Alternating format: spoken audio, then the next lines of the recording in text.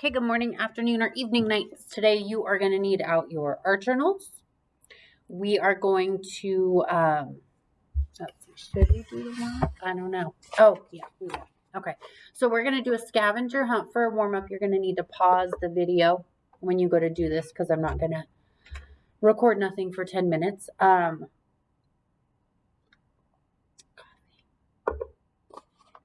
so here's your warm-up for today. Oh, I have the screen on behind me.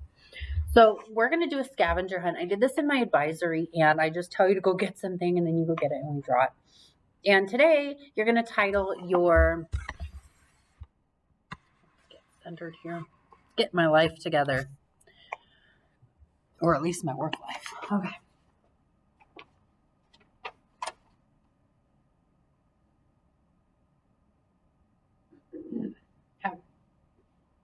Got my America pants on. It's pajama day here at Dilworth. So if you're Zooming with your teachers, they might be in their pajamas.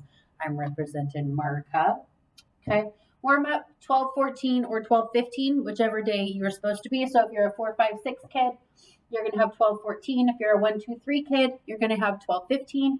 And it's a scavenger hunt draw. So go and find something blue, draw it, and then email me a picture. And you can just include this with the lesson today. So go ahead and hit pause, do the warm up, because that's part of the lesson. And you're going to include that. Okay, so there's your warm up. Now, today we're going to be doing an artist critique.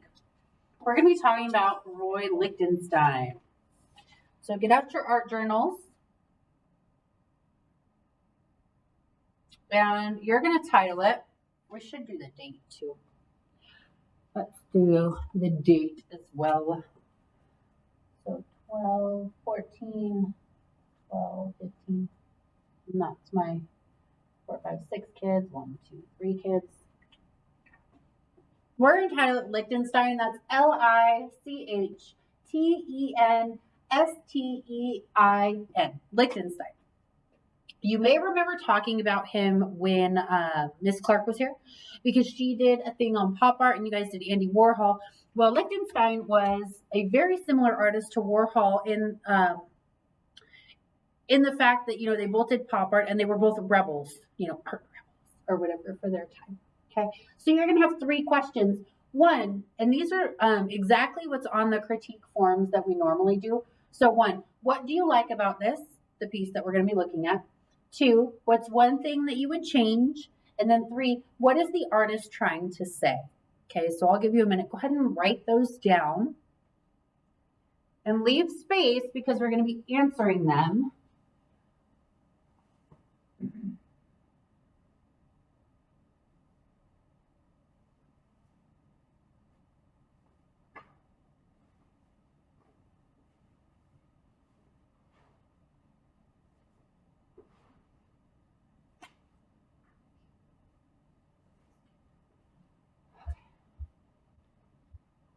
All right, if you're not done, go ahead and hit pause so that you can do this. And I'm going to read an article to you out of Scholastic Magazine.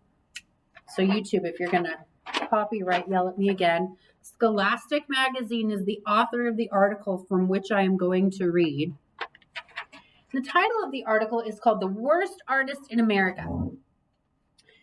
And it's still morning, so I might trip on my words and my reading skills probably are not on point yet. So bear with me. All right. Worst artist in America. Here's a quote. I want to make art so awful that no one will want to hang it. Roy Lichtenstein.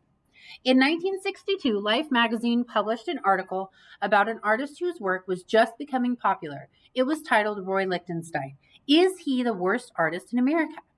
One art critic wrote, Roy Lichtenstein makes a sow's ears out of sow's ears. So a sow is a pig. I might be saying it wrong. It might be sow. So sow. They're talking about a pig. Okay. That's my spot. And another said, I go to art galleries to escape the supermarkets and comic strips. I don't go there to repeat the experience. So they're very pretentious, very like art. Their pinkies are probably out when they drink like water or tea or whatever.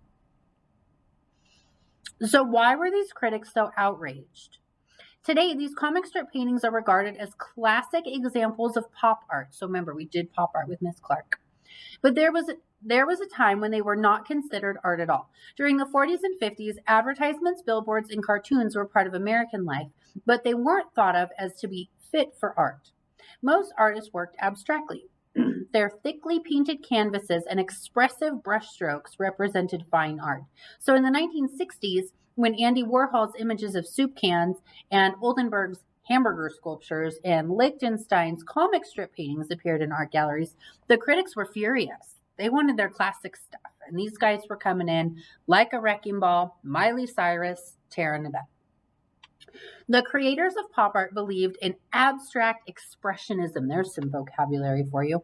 In the non-representational art that had dominated museums for years, had become tired and empty. So basically, they were saying, okay, we've been doing the same thing forever and ever and ever. It's time to move on and try something new. We call that being a revolutionary. They felt this type of art had nothing to do with real life.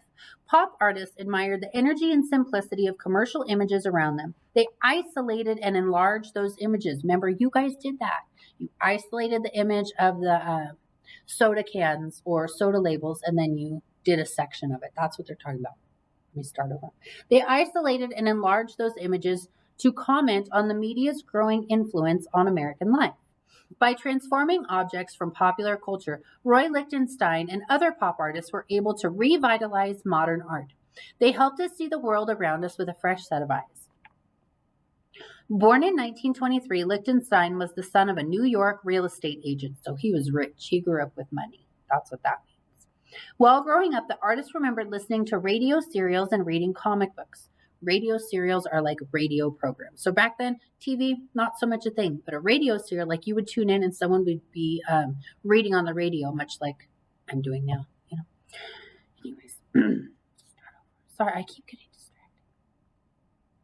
While growing up, the artist remembered listening to radio serials and reading comic books. He began studying art at 16. After high school, he went to Ohio State University in the 1950s. The artist taught while painting and showing his work in New York City. Early in 1962, Lichtenstein exhibited his comic strip paintings for the first time. Many of the works in that show have since become some of the most important images in the 20th century art. Lichtenstein did many paintings, sculptures, ceramics, and murals, all inventive variations inspired by his early comic strip style. The artist died in 1997. Okay, so now you know his history. That's going to help you out with the last question. So what is the artist trying to say? The first two are your opinion. The third one, you're going to reference what I just read to you. If you don't remember what I read to you or you weren't paying attention, you can rewind. God bless YouTube, right? Okay, so here's the piece. It's called Drowning Girl. You may or may not have seen this or other renditions of this. It's kind of all over. One of them's on Fashine's door. She's got the blonde one. Lichtenstein did a lot of pictures of girls crying, and then he would keep the face shape the same, so very similar face shape, and then he would change the lips and the hair. I'm actually gonna take you on a little field trip. We'll go out to Fashine's door and I'll show you. Vote for my door, please. Got a lot of glitter. Let's go out here.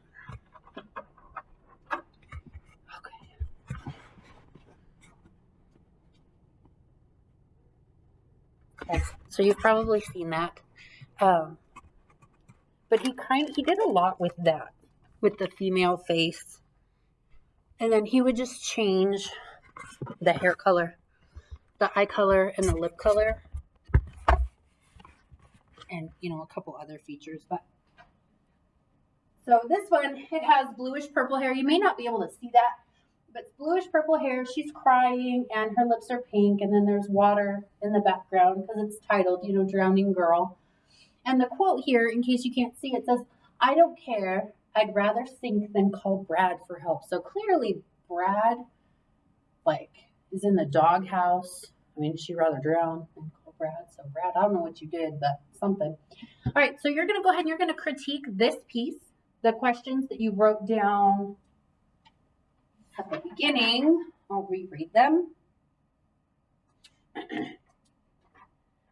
So what do you like about this piece? What is one thing you would change about this piece? And what is the artist saying? Okay, so if you need to pause, rewind, go back, whatever. You can also, you can just type these up in an email for me. That's okay. Or you can send me a picture of your art journal. And you're going to do your subject line. Let me write it out. Subject line. I really didn't prep for this video at all, so it's like I'm actually teaching. Subject line is going to be name, period number. And you guys have been really good about this, which is awesome. Name, period number, and then the title is going to be critique. Okay. So subject line, name, period number, and then critique. That's a cue. Okay. If you have any questions, feel free to email me. If you want to send me the picture or the response from the critique of this piece, and then your warm-up, which was to draw something blue. Okay, I hope you guys have a good day, and we will be Zooming Wednesday for my 4, 5, 6 kids. We'll be Zooming, and Thursday for my 1, 2, 3 kids, and we're going to do a little Christmas lesson. Okay, I hope you guys have a good day, and I will see you later. Bye, nights. Oh, vote for my door, please, and the pictures that I colored. Okay, they'll be posted. Mine's the one with the dumpster fire labeled 2020, and my door's the one that says joy with all the glitter on it. Bye.